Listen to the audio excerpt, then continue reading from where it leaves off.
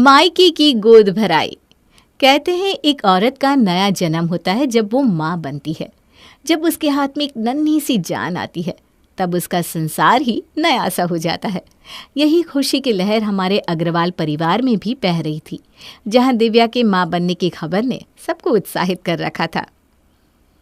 अरे अब तो हमारे आराम के दिन गए कावेरी। अब तो नन्हा सा बाल गोपाल हमारे आंगन में खेलेगा और हम उसके पीछे पीछे भागेंगे। मैं तो कब से इसी इंतजार में हूँ कि कब हमारी गोद में नन्हा सा आकाश बैठा होगा। आप दोनों का बस चले तो अभी से ही उसके लिए खिलौने भी ले आएंगे। और तुझे क्या पता, मूल से ज्यादा ब्याज मीठा होता है। हाँ, मैं समझ सकता हूँ आपकी खुशी पापा। ये लीजिए चाय पापा जी। लाओ लाओ बहू। अरे बहू, तुमने दूध पिया? जी पापा जी, पी लिया। मैं ये कह रही थी कि अब दिव्या का 7वां महीना भी लग गया है, क्यों ना हम उसकी गोद भराई कर दें। हाँ, गोद भराई तो करेंगे ही, वो भी इतनी शानदार कि सब लोग देखते रह जाएंगे। ये हुई ना बात। अरे नहीं, इतना शोर शराबा करने की क्या ज़रूरत है। हम लोग आपस में थोड़े ही परिवार वाले मिलकर कर लेते हैं ना। अरे क्यों भाई, हमारे खानदान की बहू की गोद भराई है, ऐसे कैसे सादगी में करेंगे? हम तो बहुत शोर शराबे के साथ करेंगे। हाँ, और नहीं तो क्या। मेरा छोटा सा विकास जब बड़ा होगा तब देखेगा कि हमने उसके आने की खुशी किस तरह से सेलिब्रेट की थी। हाँ दिव्या, ये हमारा पहला बच्चा है, हम बहुत धूमधाम से तुम्हारी गोद भराई करेंगे। सारे रिश्तेदार, परिवार वाले, आस पड़ोस वाले सबको बुलाएंगे। हाँ, और दिव्या की गोद भराई की रस्म ना हम किसी शानदार होटल में करेंगे। और गाने बजाने वाले तो मैं मथुरा से मंगवाऊंगा, वहाँ के ढोली बहुत अच्छे होते हैं। और मैं कह रहा था कि जो मेहमानों के लिए मिठाई है ना, वो हम आगरा से मंगवा लेंगे, वो बहुत अच्छी रहेगी। अरे ऐसी गोद भराई करेंगे, सब लोग देखते रह जाएंगे। इतनी शानदार रस्म किसी ने आज तक नहीं देखी होगी। दिव्या की सास ससुर दिव्या की गोद भराई की रस्म बहुत ही शानदार तरीके से प्लान कर रहे थे, जिसमें उन्होंने अपने खानदान के हर रिश्तेदार को बुलाया था। मिठाइयाँ बाहर से आ रही थी और ढोली कहीं और से। इतना ही नहीं, दिव्या के सास ससुर ने गोद भराई की रस्म के लिए दिव्या के लिए नए सोने के गहने बनवाने का भी सोच लिया था। अरे इसकी क्या ज़रूरत है मम्मी जी, मेरे पास पहले से ही इतने सारे गहने हैं। अरे बहू, गोद भराई की रस्म है, इसमें तुम्हें सब कुछ नया पहनना है, इसीलिए तुम्हारे पापा और मैंने ये नए सोने के गहने बनवाए हैं। अरे लेकिन ये तो बहुत ज़्यादा है मम्मी जी। अरे तुम हमारे घर की बहू हो दिव्या, तुम्हारी खुशी का ख्याल रखना हमारा फ़र्ज़ है बेटा। इनमें से तुम्हें जो भी गहने पसंद आते हैं वो तुम रख लो। अरे मम्मी पापा इतने प्यार से तुम्हारे लिए गहने लाए, रख लो ना। हाँ, और ये देखो, ये नई साड़ी, ये भी खास हमने तुम्हारे लिए बनवाई है। अरे ये तो बहुत महंगी लग रही है मम्मी जी। अरे बच्चे के आगे तो ये कुछ भी नहीं है बहू। जब तुम गोद भराई की रस्म में ये गहने और साड़ी पहनोगी ना, तो लोगों की आंखें फटी की फटी रह जाएगी। जी, गोद भराई की रस्म के लिए न सिर्फ दिव्या के सास ससुर लेकिन उसकी बड़ी ननद भी बहुत उत्साहित थी और उसने भी काफ़ी तैयारियां कर रखी थी। अरे काजल दीदी, ये तो बहुत कुछ ले आई हैं आप।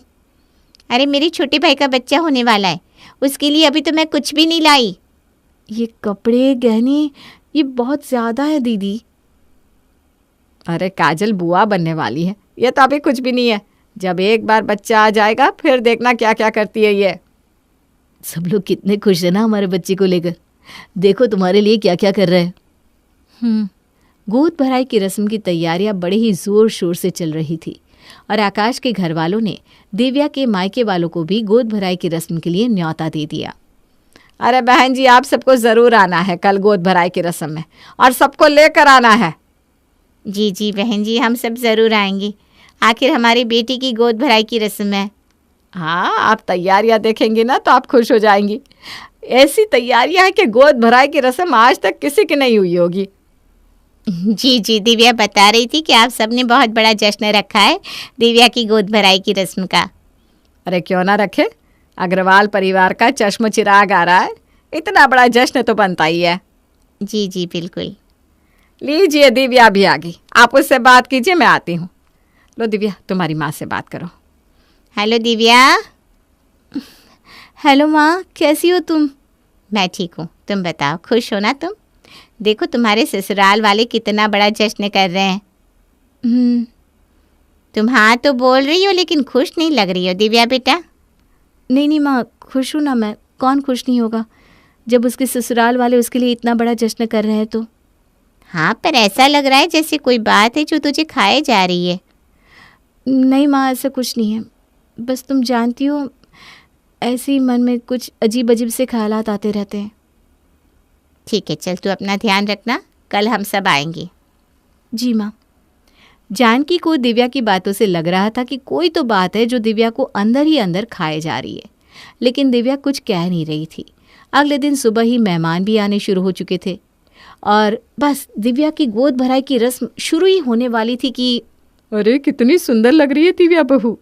अरे ताई जी, नज़र मत लगाइए मेरी बहू को। हाँ हाँ, नहीं लगाती, ले थू थू कर दिया बस। तुझे पता है, ऐसा ही निखार मेरी बहू के चेहरे पर तब था जब उसे मेरी पोती चिंकी होने वाली थी। दिव्या बहू का चेहरा भी उसी तरह चमक रहा है। अरे क्या ताई जी, आप ऐसी बातें क्यों कर रही है? काजल का चेहरा भी ऐसा ही था दोनों वक्त जब वो प्रेग्नेंट थी, और देखिए उसके 2 बेटे हैं। अरे मैं कह रही हूँ इसका चेहरा बहुत निखर रहा है। अरे वो तो मेकअप का कमाल है, बस और कुछ नहीं। दिव्या के सारे लक्षण ना बेटे वाले हैं। अरे ज़रा मुझे देखने दो कि बेटा है कि बेटी। मैंने कहा ना बेटा ही होगा बुआ जी। अरे मैं तो कहती हूँ एक लाल कपड़े में नारियल बांधकर बहू की झोली में डाल दे और 7 शनिवार उसे मंदिर में चढ़ा देना, देखना फिर बेटा ही होगा। सच बुआ जी? और नहीं तो क्या, मैंने अपनी बहू के साथ भी यही किया था। उसे 3 बेटियों के बाद बेटा ही हुआ जब मैंने ये नुस्खा अपनाया। तो अगर ऐसी बात है तो मैं तो आज ही ये नारियल इसकी झोली में डाल देती हूँ। दिव्या को जिस बात का डर था वही चीज़ें हो रही थी। शायद यही वजह थी कि वो अपनी गोद भराई की रस्म बहुत सादगी से करना चाहती थी, लेकिन यहाँ कावेरी और उसके ससुराल का उसके बच्चे को लेकर जो रवैया था वो बिल्कुल पुराने ज़माने की तरह था। दिव्या के होने वाले बच्चे को लेकर दिव्या के ऊपर कितना दबाव था ये शायद ही कोई समझ पा रहा था। क्या हुआ, तुम कुछ उदास सी लग रही हो? नहीं, ऐसी कोई बात नहीं है। नहीं, कोई तो बात है। कुछ परेशानी है क्या? कोई बात है जो तुम्हें परेशान कर रही है? दिव्या बहू, झोली लेकर आ।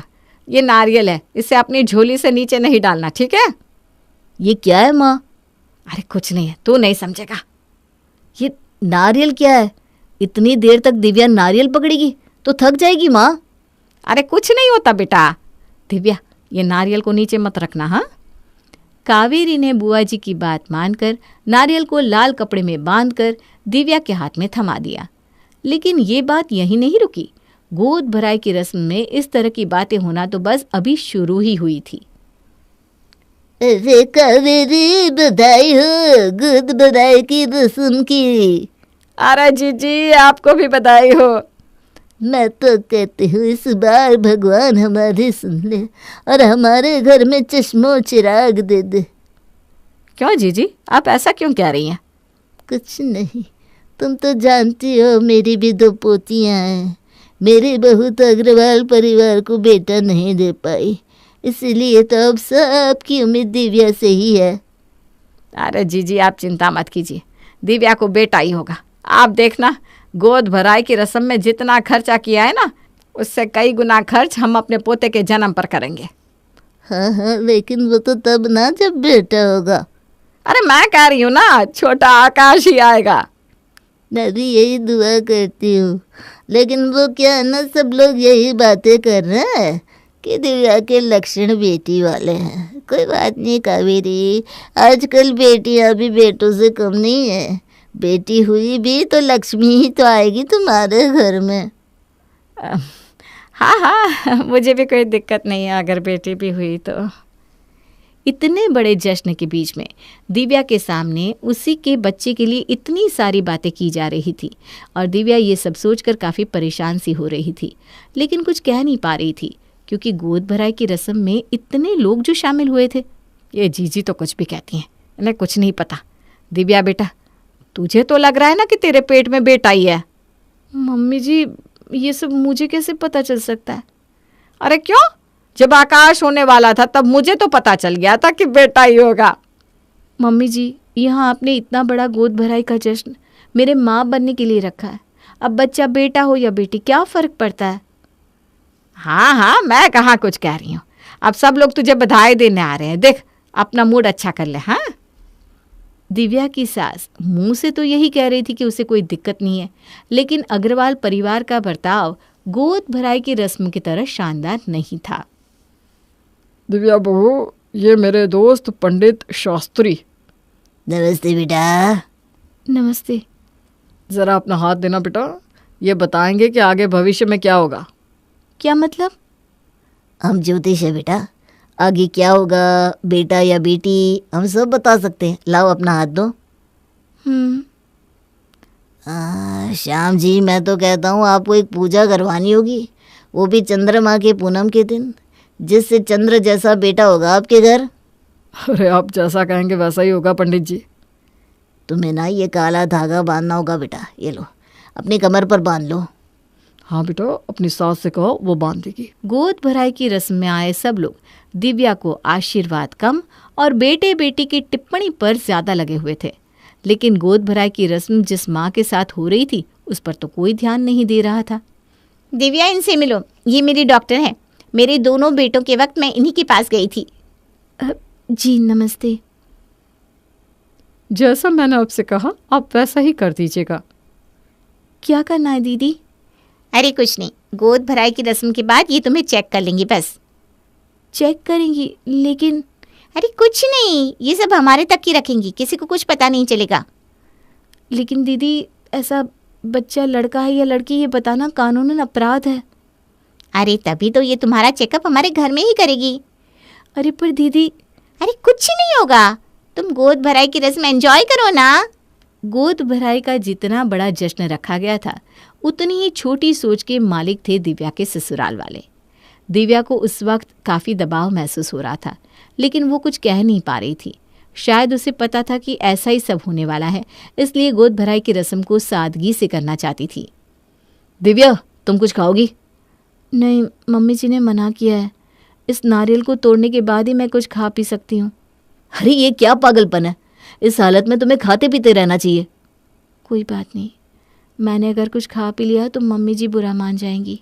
मैं बात करता हूँ मम्मी से। नहीं ना, मत कीजिए ना।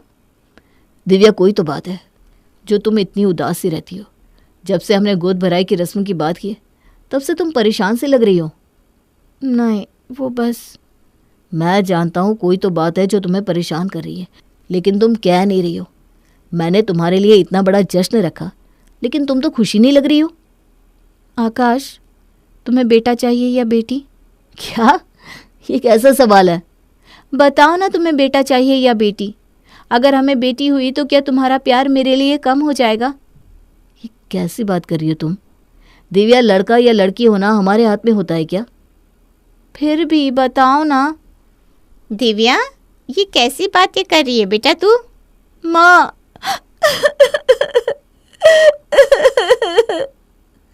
अरे अरे, क्या हुआ दिव्या? माँ, मुझे डर लग रहा है। दिव्या, तू ऐसे क्यों कह रही है? और इस हालत में रोना सही नहीं होता है, चुप कर। हाँ दिव्या, हम है ना, चुप हो जाओ। दिव्या के मायके वालों के आते ही दिव्या खुद को रोक नहीं पाई और रोने लगी। उसकी हालत देखकर आकाश को तो समझ में आ चुका था कि दिव्या किस मेंटल प्रेशर से गुजर रही है। नमस्कार सबको। मैं यहाँ आए सब लोगों को थैंक यू कहता हूँ जो मेरी पत्नी की गोद भराई में आए हैं। आज का ये बड़ा जश्न हमने हमारे होने वाले बच्चे की माँ के लिए रखा था, इसलिए आज दिव्या की माँ अपनी बेटी के लिए कुछ कहना चाहती है। आइए माँ जी। नमस्कार। एक माँ के लिए इससे बड़ी खुशी की बात नहीं हो सकती कि उसकी बेटी की गोद भराई इतनी शानदार हो रही हो, इतने सारे तोहफे उसे मिले हो, सब लोग उसे प्यार कर रहे हो, सबका आशीर्वाद उसे मिल रहा हो। मुझे याद है जब मुझे दिव्या होने वाली थी ना, तब मैं बहुत खुश थी, क्योंकि इसके पापा को हमेशा से ही बेटी चाहिए थी। और दिव्या के आने के बाद तो जैसे हमारा संसार ही बदल गया। बेटियां घर की रौनक होती है, उनसे ही घर की खुशियां होती हैं। लेकिन आज भी हमारे समाज में गर्भवती महिलाओं को बस इसलिए टोटके दिए जाते हैं क्योंकि बेटा हो, इसलिए काले धागे पहनाए जाते हैं जिससे घर का चिराग उन्हें मिले। लेकिन इन सब से उस माँ बनने वाली औरत के ऊपर क्या गुजरती है ये कोई नहीं सोचता। सोचिए कि इतनी गोद भराई की रस्म होने के बाद अगर वो बेटी को जन्म देती है तो आपका प्यार उसके लिए ख़त्म हो जाएगा। ये सोच सोच कर वो अंदर ही अंदर घुटती रहती है।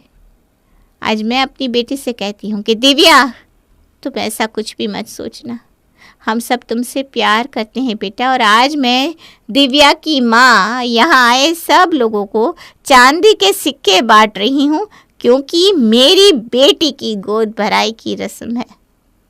मुझे लगता है माँ जी की स्पीच के बाद आप सब लोगों को समझ में आ गया होगा कि कौन कहाँ गलत था।